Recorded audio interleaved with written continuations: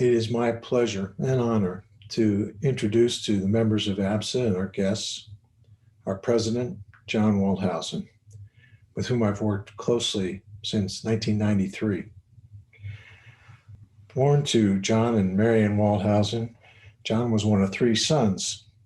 Their father was a nationally renowned cardiothoracic surgeon who was an innovator in the early days of pediatric cardiac surgery, working at the Children's Hospital of Philadelphia, and then becoming the first chairman of the Department of Surgery at the new Penn State College of Medicine.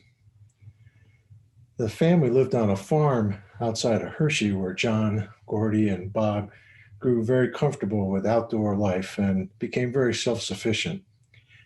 Now, as a young child, as a toddler, John had a tendency to take things on in a headfirst fashion, never going around obstacles, but literally climbing right over them.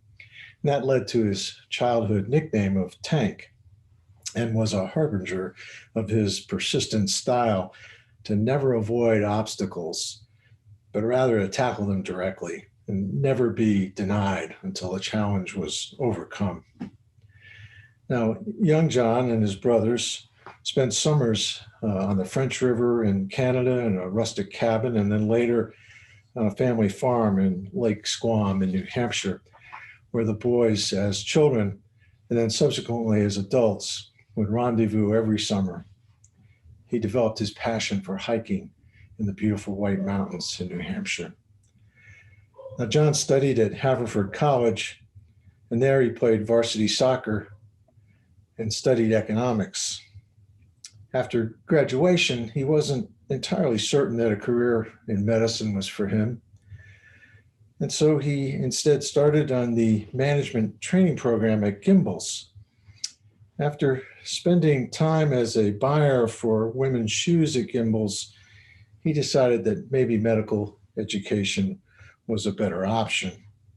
He attended the Penn State College of Medicine and then went to Charlottesville to train in surgery at the University of Virginia.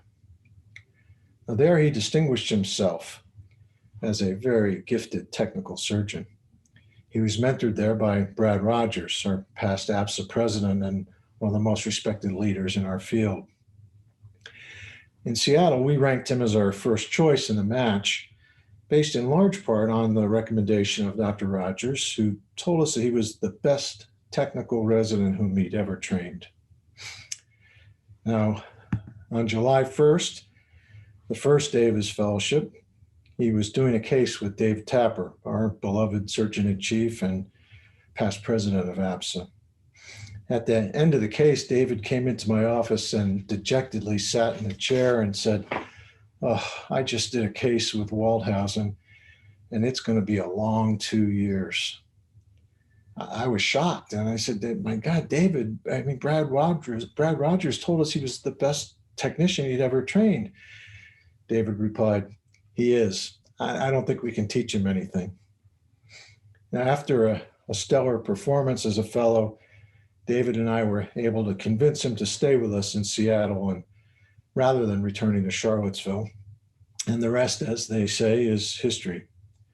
John was an early adopter of minimally invasive surgery for children in the 1990s, and he taught all of us how to use that approach to pediatric surgery. He quickly became the go-to surgeon for all types of operations in our hospital and ultimately in the whole Northwest region. And that reputation was justifiably earned, not just because of his technical excellence, but because of his superb judgment. I have been impressed countless times by his apparent fearlessness, but I learned by watching him more closely that he's actually superb at anticipating any potential problems and planning how to avoid those problems, or alternatively, how to handle them should they arise.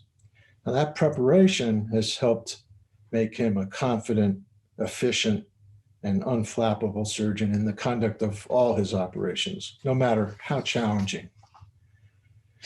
And the breadth of his skills cannot be overstated. He is phenomenally gifted. Now, that ability to plan was never demonstrated better than in the year 2000, when, as a young assistant professor, he constructed a team of over 30 surgical specialists, anesthesiologists, and nursing staff to separate a complex set of conjoined twins. Because everyone respected him so much and because he was such a good leader, the team functioned superbly. A few weeks before the planned separation, the family decided to bring their story to NBC for a Dateline show. The network was enthusiastic. The hospital was pleased with the potential publicity, but the hospital CEO was concerned about this young surgeon being in such a prominent position. The CEO actually called Dave Tapper and said, "Hey, are you sure this is going to be okay? I mean, who is this Waldhausen guy?" David assured the hospital CEO, "Don't worry, he's got this. He's really good, and besides, I trained him." The 30-hour-long operation and the subsequent reconstruction of each of the girls went absolutely flawlessly.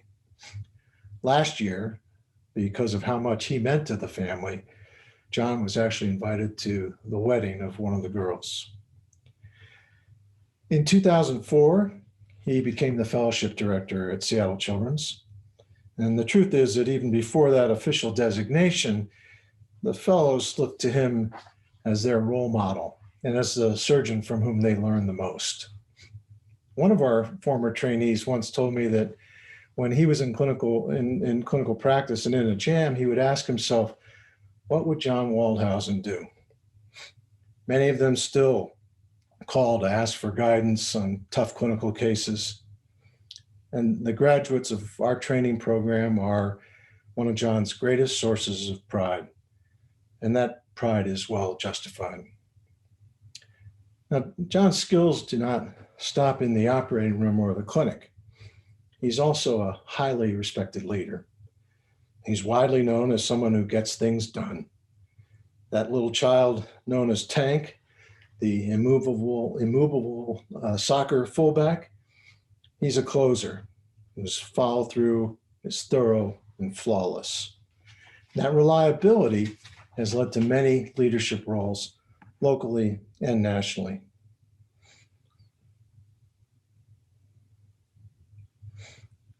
In all of these organizations, he was a true servant leader, committed to doing what was best for the organization. This was particularly true for APSA. His accomplishment for our organization have had an impact on all of us and continue to. Consider that after serving as chair of the Education Committee, he led the creation of the PSAP program to help us all earn pediatric surgery-specific MOC credits. He was also one of the original 3 editors for the NAT, or the Not a Textbook. And that was with Ron Herschel and Dave Powell. And together, the PSAP and the NAT program have now evolved into the Pediatric Surgery Library under the leadership of Dave Powell. John also served as secretary of APSA before being elected president. And while president, he's had to lead us through some significant changes with the management organization for our organization. Now, outside of the hospital and his national leadership roles, John is a devoted husband to Julie, a former children's OR nurse. And they have a wonderful blended family of 4 adult children. His 2 daughters, Tessa and Liesel, have often been his hiking partners, sharing in his great passion for the outdoors. He's also an avid reader of many varied topics, but particularly of history. And his address today will give you some sense of that. My affection and admiration for John are boundless and cannot be overstated. He's a phenomenal physician, an admired leader, a wonderful friend, and our president of the American Pediatric Surgical Association. Ladies and gentlemen, it is my great honor and pleasure to introduce President John Waldhausen.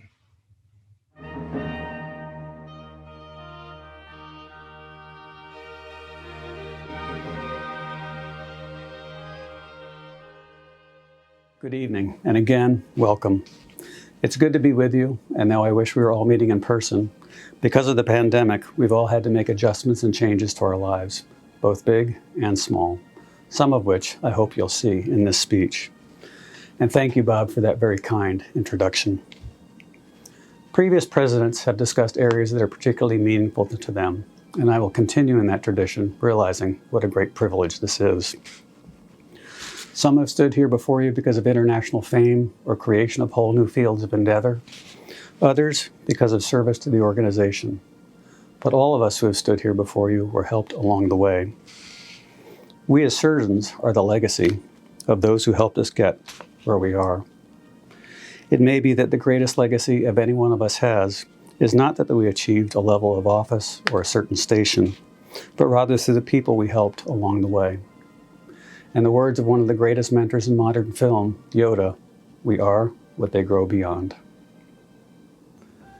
I would like to acknowledge the Coast Salish peoples of this land where Seattle Children's Hospital, the University of Washington, and I are located. This land touches the shared waters of all tribes and bands within the Duwamish, Puyallup, Suquamish, Tulalip, and Muckleshoot nations, the indigenous peoples of this area. Being thankful for and acknowledging the ceded and unceded land on which we all stand could not be more important in our current historical moment. To acknowledge this land is to recognize its history and our place in that history, and to pay tribute to the land and its native people. I honor with gratitude and respect this land and the Coast Salish people, both past and present, whose lives continue to enrich and develop in relationship to the land, waters, and other inhabitants today. I am deeply thankful to those who have helped me get here, particularly my own parents and brothers Bob and Gordy, who are always incredibly supportive. Brad Rogers at the University of Virginia taught me technical precision, attention to detail, and perhaps most importantly, to be magnanimous in the face of disappointment. Brad offered me my first job out of fellowship, which I accepted, only to call him 3 weeks later and tell him I couldn't come. He remained my close friend and staunch supporter throughout my career. David Tapper instilled in me the confidence to take on anything. Sometimes mentors see in us things we cannot see in ourselves. Before David died, he gave each of his partners a signed copy of his presidential address, and though mine is faded, one can just make out David's prediction of me becoming a president of APSA, something I would never have dreamed of nor dared to aspire to. I am thankful for the support that David's wife Susan continues to give our division. Others have offered behind-the-scenes encouragement, help, and advice, such as Bob Sawin, Diana Farmer, Keith Oldham, Tom Crummell, Ron Herschel, David Powell, Max Langham, and Tom Tracy. I have also been fortunate to work with a wonderful group of partners in Seattle, all of whom inspire me each day, and especially my oldest colleagues, Bob Sawin, Pat Healy, and Dan Ledbetter, who was taken from us far too soon, who I have worked with for over a quarter of a century. And mostly, I thank my wife Julie and our children Justin, Tessa, Liesel, whose memory fills our hearts, and Taylor, as well as the rest of our family for the love and generosity that gives me the greatest happiness in life. I also would like to thank Donna, Tessa and Liesel's mother, for her support in the early years of this journey. My objective today is to discuss what it means to be a pediatric surgeon and how that relates to the suffering child and the creation of hope, as portrayed in art and literature over the past 800 years. Our core goal as pediatric surgeons is that we are saving lifetimes. While first branded at our 50th anniversary, this was in fact originally spoken by Bill Clatworthy, who said we are saving whole lifetimes. But by what means do we achieve our goals as physicians and surgeons? I would suggest to you that it is through service to humanity. Whether that be in clinical work or the research lab, service is a noble calling. To give of oneself for the benefit of others, to sacrifice oneself so that someone else is better off. Service is an interesting word. For the ACGME, education is paramount for our trainees, and yet service is what we need to teach them and instill in them, for it is what we are all called to do. Let me begin by telling you a personal story. As a second-year resident on the Pediatric Surgical Service at the University of Virginia, I walked onto the pediatric surgical ward and was confronted by children with a vast array of medical problems, many of which I knew no one could cure. At that time, I felt incapable of caring for them, not knowing how to communicate with them or how to comfort them, much less how to surgically treat them. And I was confronted by parents, scared or angry due to their child's situation or desperately searching for some glimmer of hope. I felt inadequate to the task and wondered if this specialty was something I could do. Several months later, when my first daughter was born cyanotic, she was whisked away to the neonatal intensive care unit. Despite my medical school training and time in the cardiac service, I was scared and had an overwhelming sense of an unseen force trying to sweep away my hopes, dreams, and aspirations for my baby girl. When I called my father, who was a renowned pediatric heart surgeon, I could hear the deep concern in his voice, and I remember having to return the call and walking the wards of the university hospital, feeling alone and afraid. For the first time in my life, I experienced and came to understand the emotions of a parent with a sick child and their need to grasp at any straw that might give them a sense of hope. Now, fortunately, my daughter ended up with the most robust cry in the neonatal ICU and was discharged 10 days later, pink and healthy. But the lesson of how I felt stayed with me.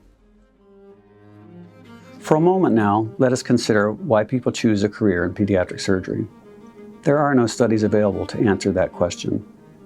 When I talk to applicants, few specifically mention suffering and what we as surgeons can do to alleviate it, and hope and what we can do to create it.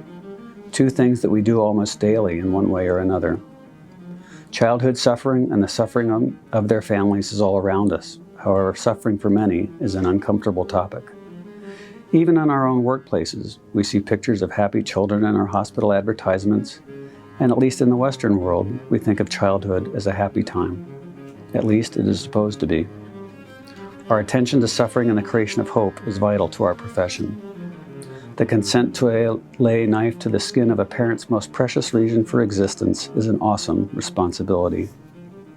Emily Dickinson wrote that surgeons must be careful when they take the knife.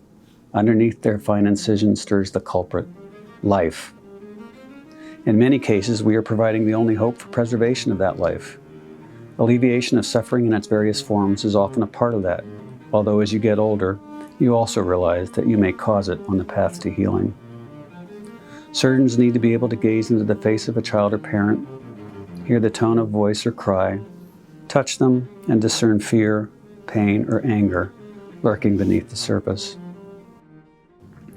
For those of you unfamiliar with Willis Potts, who was a pediatric surgeon in Chicago, I recommend to you the first paragraph of his book, The Surgeon and the Child, where he says, "With no language but a cry, children are asking for better surgical treatment of their ills and begging for more thoughtful attention to the congenital deformities it was their misfortune to be born with.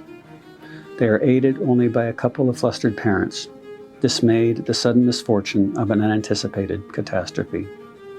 This brings into focus what we as pediatric surgeons must attempt to heal every day. As a medical student at Penn State, we were required to do a problem-solving project. Most of my colleagues did something in the sciences. As an undergraduate, I majored in the humanities and decided to do something in the humanities department at Penn State. My topic was literary images of children and suffering in English literature over the previous 200 years, a 76-page treatise on the topic. I would like to expand on that and include images in our history as well. Through such an examination, we can better understand what it is to be a physician and meet the needs of our patients by recognizing suffering and creating hope. The literature is rich in the description of families and children confronting disease, and through close examination of both types of media, we can better empathize and understand our patients and families when confronted by illness. In considering suffering, it is important to understand not only the physical ailments, but also the mental and emotional anguish that may be involved, as they are often inseparable, and the physician must be prepared to handle both. Because suffering is a highly personal matter, it is a challenge to define. Dr. Eric J. Cassell in 1982 noted that suffering is best discussed in connection with personhood. Personhood has many facets, and ignorance of any one of them may contribute to suffering. Because suffering includes mind, body, and spirit, as well as the complete makeup of a person, inclusive of his or her environment, it means something different to different people. What may cause great suffering to one person may be completely insignificant to another.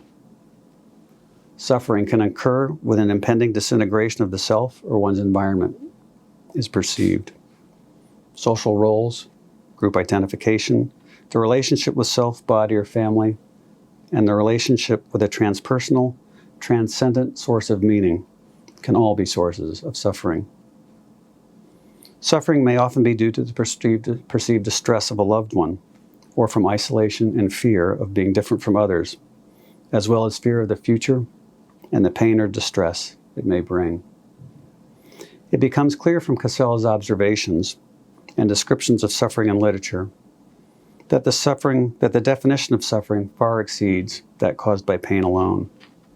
It is our charge as pediatric surgeons to take on that challenge and treat the family, the child, physically, spiritually, and emotionally, and not just as a patient with surgical disease. Suffering can be examined in 4 broad categories. First is the philosophical and theological question of why.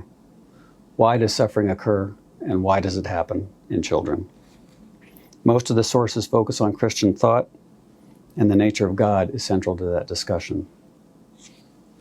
Second, suffering may be examined from the point of view of the child, and how this differs significantly from adults or from children of various ages. Third, grief from the loss of a child is an important aspect of suffering, and various authors examine this from the perspective of both the child and the adult. And last is the doctor-patient relationship, how children and parents perceive us, and how we deal with loss or our own ability to render a cure. The authors I read were both physicians and lay people. Poetry and novels from the 1800s and 1900s. I found it interesting to reread what I'd written 37 years ago and review the author's perceptions and my own nascent experience with childhood suffering and the creation of hope. Even though many of the sources were written over 200 years ago, many of the concepts still resonate. Though the authors did not specifically write about topics such as wellness or the physician as the second victim, they were clearly aware of those issues. One of the principal concepts of suffering in a child is the question of why. In the Christian world where God is supposed to be benevolent, how can a child be allowed to suffer?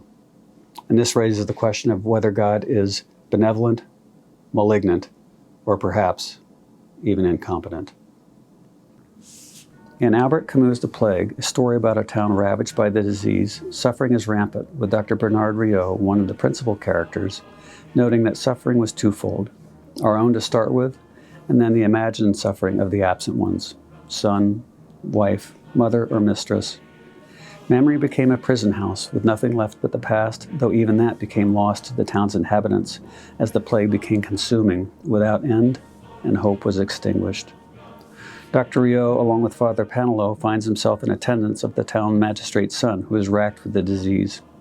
The doctor becomes angry and rejects God, while Panelot says, "This sort of thing is maddening because it passes our understanding." Rieu's reaction as a physician to the situation is in general rare in literature. He sees himself in an eternal struggle against the natural order of the world, staving off the inevitable disease and death, but it is a Sisyphean task that he undertakes with a never-ending series of defeats. More common is the view taken by William Carlos Williams in Danse sous le Macabre, where the doctor does not see health as inevitable, but rather deformity and disease as possible, and therefore inevitable in the normal scheme of life. What the doctor combats is in fact not abnormal, catching him in a mad battle against the natural ways of the world. However, pulling the sick child from oblivion is the music to which the doctor dances, and he doesn't question God's authority. Vassar Miller, in her poem The Common Core, expresses a type of faith very much in keeping with what is said in Deuteronomy, chapter 30, verses 15 and 16, which says, "See, I have set before thee this day life and good, and death and evil, and that I command thee this day to love the Lord thy God. This interpretation says God has no choice but to allow suffering because he has given man freedom of choice to follow him and live, or to reject him and die. Richard Seltzer in Witness describes operating on a severely deformed boy with undescended testes. He deals with the situation by assuming the fairies substituted an imperfect child for a healthy one.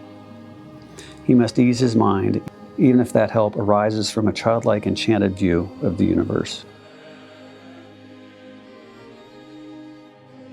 In The Old Curiosity Shop, Dickens takes a much more hopeful attitude in that with the death of the child, the essence of the child does not die, and then those of us left behind, love, mercy, and charity arise, and some good is born within us. The nature of God and suffering is a core theme in art history as well. Western art, however, has very few examples of suffering in a child. Historically, painting and other forms of artwork have often been used to convey stories to the masses, usually in the form of religious art, as in this painting by Giovanni Leonfranco of St. Luke healing the dropsicle child. Not only was this painting unusual in depicting a sick child, it also depicts a medical diagnosis, a distinctly uncommon theme for the time. The child is gray, suffering from cyanosis, and has mild clubbing. While the swollen belly might indicate malnutrition, it more likely in this case depicts heart failure and Eisenmenger syndrome due to tetralogy of Fallot, as most other cyanotic heart lesions at this time would have been fatal. Similarly, this woodcut by Birchmeier is a rare description of what appears to be a child with an omphalocele and a parasitic conjoint twin. Pictures such as these prior to the 1800s were rare. After 1800, however, this changed in both literature and art. As there was increasing social awareness of inequity, poverty, and deplorable living and work conditions, descriptions of the suffering child became more common. The depiction of suffering prior to the 1800s was frequent in religious art, but mostly is seen in religious works such as Matthias Grunewald's The Issenheim Altarpiece. The altarpiece was painted for the monastery of St. Anthony in Issenheim in Alsace, France, which specialized in hospital work and was noted for the care of those suffering from the plague. It is regarded as Grunewald's masterpiece, and though he was a German Renaissance painter, his style was more consistent with that of the late Middle Ages. Christ is pitted by plague-like sores, showing that he understood the plight of those in the town. This depiction of a medical condition was unusual in the history of European art at the time, though there are a few examples in paintings by Michelangelo, Rembrandt, Bruegel, and a few others. The image of Christ riddled with plague sores and the crown of thorns and the nails driven through his hands would have been terrifying to a 16th century observer and left no doubt as to his suffering. Mary, Christ's mother at his right, shows the obvious personal suffering, grief, and sense of loss of the son that she loves as she clasps her hands in agony. When children are portrayed, it is generally of them playing and happy, as in these works by Bruegel and Hanschen. Any parent wants to see their children happy, healthy, protected, and with a bright future. When suffering is depicted in children, it is more commonly associated with the artist's commentary on social justice and inequity. This can be seen in Edvard Munch's The Inheritance, a portrait of a mother with her son affected by congenital syphilis, a taboo topic at the time suggestive of sex and prostitution. This painting is a gross inversion of the Madonna and child theme. The mother is clearly distraught over her son's condition, which since 1529 has been thought to be hereditary, passed from father to son, and not proven otherwise until 1905. Mother covers her face to hide the tears and the sorrow she feels, while her arms hang limply at her side, seemingly in despair. The child has an abnormally large head, frontal bossing, likely due to hydrocephalus, thin arms, legs, and a rash. The social stigma and sadness felt by the mother are clear, while the child lies completely exposed, perhaps indicating the mother's shame in what has happened and her fear for the future. In the face of suffering, many writers present a child's view of God which may be very different from that of adults. This image of faith in God may be presented as the wonderful innocence and simplicity of thoughts in a child's mind. Children, they argue, are so often unencumbered by the cares of the world that they are well able to grasp what might be considered the essence or simplicity of the teachings of Christ. This is portrayed in Alfred Lord Tennyson's In the Child's Hospital, Emmy. Emmy must have an operation in the days prior to the discovery of anesthesia. The story describes the hope and innocence of a child who, despite knowing that something painful is coming, God will see her, and faith gives her hope. Other authors, however, write of a childhood lost, or the transition from the innocence of a child to the dark skepticism or jaded view of adults. Elizabeth Barrett Browning writes of children in agony, robbed of their childlike views and forced into the unbelief and questioning of the adult world. In her poem, Cry of the Children, Browning is making social commentary on Britain's use of forced child labor and the deplorable domestic conditions at the time. The young seek the grave because nothing else seems to be able to dry their tears. They are denied the opportunity to plant the seeds that will provide them the faith in a God who can sustain them. Children are often used as a metaphor to describe the nature of God and faith, as in William Blake's poems Little Boy Lost and Little Boy Found from Songs of Innocence, where he describes not only a child's optimistic and blind faith in God, but in man as well. One of the strongest human emotions is that which arises upon the loss or even potential loss of a loved one. Grief often incites in us many of the emotions already examined. Dealing with grief can be a very soul-searching and delicate task. There is no one way to grieve. It is a very personal experience. When one grieves, it is usually inherent in the meaning that someone or something has been lost.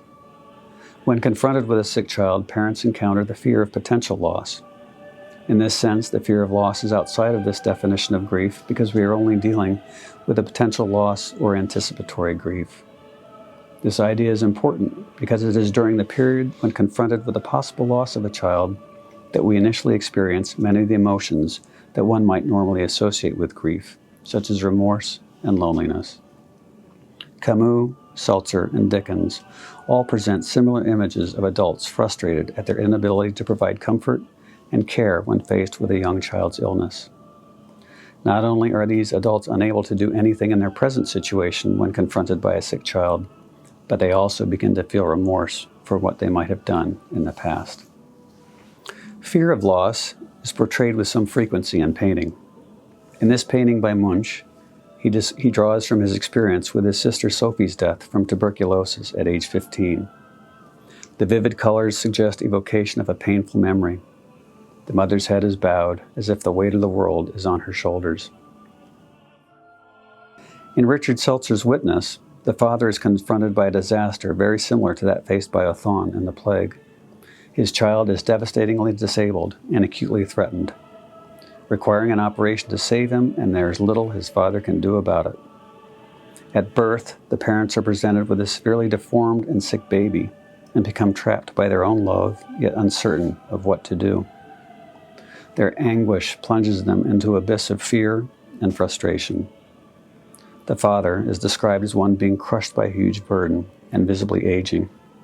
The mother, in a daze, her voice flat and without tone, asks how can this be happening? The father Seltzer portrays is unwilling to give up the care of his child to someone else. He seeks to retain control by allowing his parental protective nature to be exposed. As attendants come to take his son to surgery, the father fends off assistants and puts the child on the stretcher himself. As the stretcher moves away, the man moves quickly after it, desiring to hold on, to be near his son, and by his own presence to guarantee his child's comfort. Even in the midst of the apprehension and distress portrayed by Seltzer, however, hope still exists. Once the father's child returns from the operating room, the father challengingly asks the doctors what they have done to his son. He is abrupt and seeks to find if his boy has been caused additional suffering. After finding the boy is all right, relief snaps on the man's face and he stands smiling with his wife. He can bear the hump on his back if he knows that his son is no longer in danger. Life is still present, and the hope for a new day exists, a day in which suffering is somewhat removed and the prospects of the child's death are less imminent. What most distinguishes the fear of loss from other aspects of grief is the potential for hope, though this may arguably oversimplify the matter. When hope exists, there is a thin glimmer of light to which we may turn. Hope provides us a possible means by which we may rectify a dismal situation. Our loved one may in fact be saved and our torment be washed away. When hope is present, our suffering does not seem altogether interminable. By contrast, grief in many instances is portrayed as the cessation of hope, in which that glimmer of light is extinguished. Throughout the whole process, and certainly after the actual death of a loved one, there is a sense of loneliness, or at the least, fear of it. In his poem, A Child Ill, John Bateman similarly portrays a parent asking, "What will we do without our loved one?" When we lose someone whom we hold dear, perhaps a small part of us for a time withdraws and seems to die as well. Dickens writes that there becomes a connection between inanimate and senseless things and the object of recollection, where every household good becomes a monument and every room a grave. Some parents may react in a way that on the surface seems irrational, their grief leading them to wish to take the place of their dead child, feeling that in doing so the child will be brought back to life. In other instances, the death may be a welcome relief to the monumental struggle against the child's disease. In Tennyson's Emmy, when the young child is faced with an operation in the age prior to anesthesia, she dies in her sleep to the relief of the nursing staff, thankful that the innocent child will be spared the pain and horror of such an operation. In this painting by Sir Luke Fields, we witness the grief of a father who has lost his wife and is confronted by his sick child who is dying of the same illness. Whether he feels fear, remorse, or just the deep love of a father trying to comfort a sick child, we don't know. But we can all see, if not feel, the display of emotion, concern, and love depicted in this painting. We are all confronted by this daily on our rounds in the hospital. But have we taken the time it takes to see it in the families of our patients? Have we taken the moment to discern not only the suffering child, but the parent, and lend comfort? Or have we missed the opportunity and just moved on with our own busy lives? The parent in this painting is stifling a cry, yet at the same time trying to be brave. His strong hand cradles the child, while his face is hidden in shadow, suggesting the depths of his despair, while his child's face is bathed in light, focusing our attention and portraying the child's innocence. Yet in the same picture, Fields portrays hope for the future in the form of the baby crawling and the smiling children playing in the left lower corner of this painting. Children, as we all know, display a remarkable capacity to recover or find joy even in the presence of illness, difficult times, and harsh surroundings. This is one of the joys of pediatric surgery and what makes our specialty so rewarding. Children too suffer from grief, but in a manner often very different from adults because of a child's ability to cope with this emotion may be immature, or the child may not understand that death is permanent and think of it only as a game of hide and seek. Children often do not have the experience or knowledge to perceive death as a normal occurrence of one's life or to understand that life for others goes on. In this painting by Munchie portrays a child whose mother has died. The hands over the ears signifying the inability to cope with the loss or the desire to shut out that which is painful. Children are more likely able to live only in the present and not comprehend the concepts of a heaven or hell. Like Jane in Bronte's Jane Eyre, she cannot understand these concepts and thus cannot fall back on God as a means of comfort to carry her through the loss. The doctor-patient relationship is richly described in English literature and painting. Sometimes it is portrayed with humor, as in these more contemporary paintings from artists at the Saturday Evening Post. But often the relationship is depicted with a more serious nature, as in this painting from Friedrich Ritter von Friedlander, or this well-known painting by Sir Luke Fields. This painting was commissioned by Sir Henry Tate and recalls the personal tragedy when he lost his first son Philip at age 1.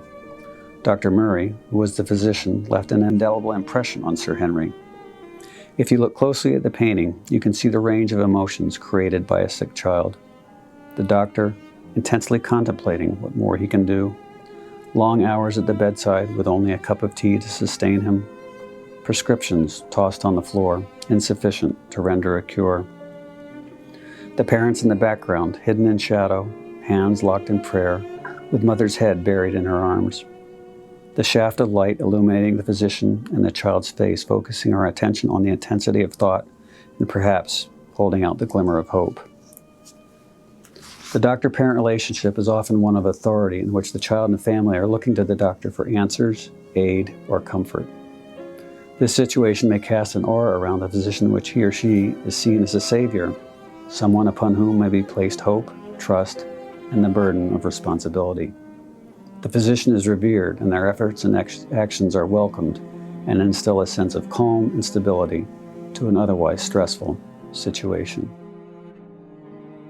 There also exists, however, a setting in which the doctor, while called on for aid, is viewed more as an adversary and someone to be feared. Fear and anger may be instilled unwittingly because of the physician's position in society and his apparent power over life or death.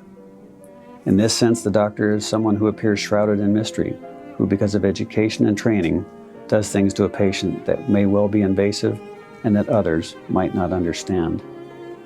Frequently, precise diagnosis is expected with immediate, definitive treatment and results. When it cannot be given, the doctor is seen as a quack or a failure, though in fact the doctor's best efforts may have been extended. As depicted in Field's painting, the doctor's emotions may be complex as well. In Richard Seltzer's Imelda, the chief of plastic surgery, Dr. Franciscus, goes on a mission trip to aid children with cleft lip and palate. For him, it is a routine operation, but to the parents of the children he cares for, it is literally life-saving because their children will no longer be disfigured. Imelda dies on the table of malignant hyperthermia. Dr. Franciscus is described as the archetypical professor of surgery, bold, sure, immersed in the patient's clinical problems, but not emotionally close. Yet Imelda touches him in a way most patients do not. When he must tell the mother of her daughter's death, Mother, rather than flying into a rage, is grateful that her daughter died with a cleft repaired and would soon be in heaven, and in fact reaches out to comfort the doctor in his distress and grief. Sometimes showing patients our human side and depth of our caring can help the family come to terms with their own loss. The situation is even more complex in this story, however, because in fact the cleft was not repaired before the child died, but Franciscus in his grief forgets to tell the mother. Instead, he goes to the morgue and does the operation to assuage his own conscience. Is it an act of madness, kindness, or arrogance in trying to reorder the natural course of events, or perhaps a desire to struggle for the patient and family to the last? In many ways, Imelda's death is an affront to Dr. Franciscus' dignity, yet at the same time it fills him with an utter sense of helplessness. His pain, suffering, and sense of futility drive him to action, even though it seems insane. Other authors examine the exhaustion, anger, and depression that we as physicians might feel after working untold numbers of hours or when confronted with a sick yet uncooperative patient.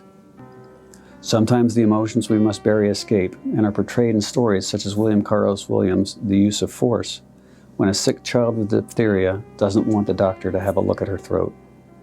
It becomes an untenable situation for the physician. Does the doctor just give up, ignoring his responsibility? Or does he overpower the child and try to understand her fear and distrust and work out a compromise? How do we know when we are out of control or veering towards it when confronted by a tense situation? How do we prevent ourselves from becoming indifferent to the suffering around us because at times it might seem overwhelming? In Richard Seltzer's Brute, the doctor says, "I'm exhausted. Why can't you help me out? Why do I have to always be on good behavior?" Others turn to sarcasm or dark humor, as in William Carlos Williams' Gene Bikey, where the doctors are again confronted by a sense of frustration and often left wondering how much good their treatment is. They feel a sense of loss, despair, and must distance themselves from feeling in order to remain objective and take care of the next child. Similarly, in Orwell's How the Poor Die, he describes an institution in France in the 1930s filled with the poor and destitute of society. Surgeons are displayed as cold machines, little open to faith, feeling, or emotion, condemned because of missing the human part of medicine so important to the care of our patients. As physicians, it is our role to do all we can to alleviate suffering and instill hope for the future in our patients and families. Sir William Osler said, "The practice of medicine is an art based on science. It is not a trade, not a business, but a calling in which your heart will be exercised equally with your head. Service is the most noble of callings. As surgeons, and especially as pediatric surgeons, as we practice the art of surgery, we have the privilege of alleviating suffering, creating hope, and trying to complete what nature could not. Thank you for the honor and privilege of being your president for this past year.